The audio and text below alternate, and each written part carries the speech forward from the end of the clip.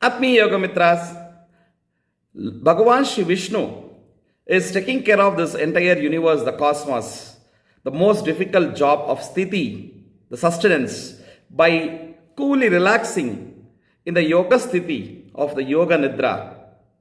Always being there in relaxation, he is still the most active entity or the divinity, divine being. And he is doing this to the mechanism of avatara.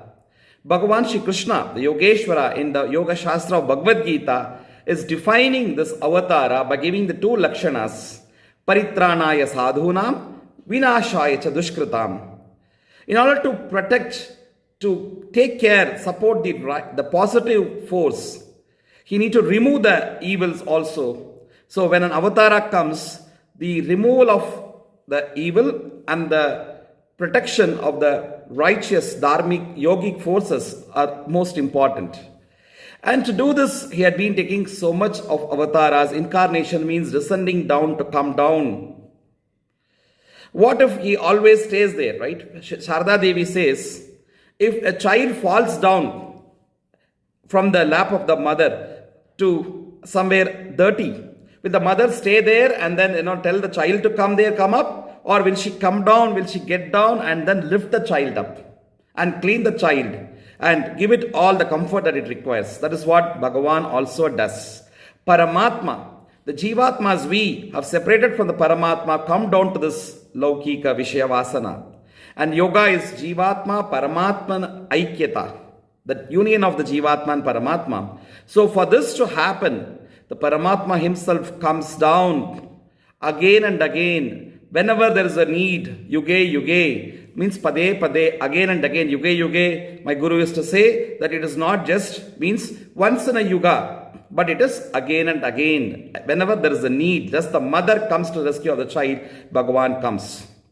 And therefore, we have seen that Ananta avatars, different incarnations of the Lord has been happening, out of which Srimad Bhagavatam lists down 24 incarnations of Lord Vishnu, out of which also the most important primordial incarnations are being listed to be as Dashavataras, 10 of the incarnations.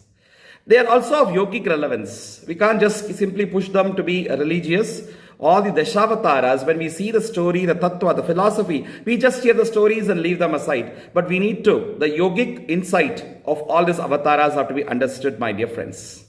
And as we see Matsya, the form of the fish, Kurma, the form of the tortoise, Varaha, the form of a wild boar, Narasimha, a half lion, half man, Vamana, a dwarf man, Parshurama, a kind of angry rishi. And then we have Sri Rama, the perfect human being, who is Maryada Purushottama, Ramo Vigrahavan Dharmaha. And we have Balarama, according to some traditions, or directly Bhagavan Shri Krishna. And then where there is Balarama and Krishna, then it goes to Kalki. Where it is Krishna, after Sri Rama, when it is Krishna, then it goes to Buddha Avatara. And finally, Kalki Avatara, which is yet to come in the count of the Dashavataras. So, each of these avatars have a yogic significance, a yogic relevance. And even when we practice the asanas, there are 84 lakhs of asanas as widely it has been accepted. So many names of the asanas you can see connected to these incarnations, these avatars.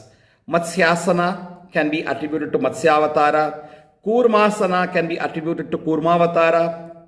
We have the Simhasana, which is connected to Narasimha. Trivikramasana, which is connected to Vamana, who becomes Trivikrama when he measures the through the 3 foot, he measures the 3 different dimensions of the earth, something which is above, and then the 3rd foot on Bali's head, putting down his ego. So Trivikramasana is there.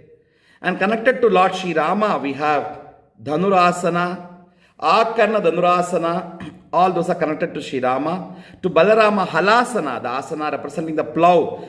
Balarama is Haladari. And Sri Krishna, we have Natavarasana and various different asanas actually representing Krishna Tattva in one or the other way. The Balasana, Krishna is put into the kind of the cradle, what we do. All those are there. And finally, for Buddha, the Padmasana where Buddha is often seated, and then to see the Kalki Avatara, the Ashva Sancharana, because Kalki is supposed to be traveling on a white horse in the future when he descends. So Ashva Sancharana is something which represents Kalki Avatara. So each of these asanas, when we teach these asanas to children, we can connect these stories of Dashawataras, not just the stories, but the Tattva also, which we are going to see from tomorrow onwards. Hari Om Tat Sat.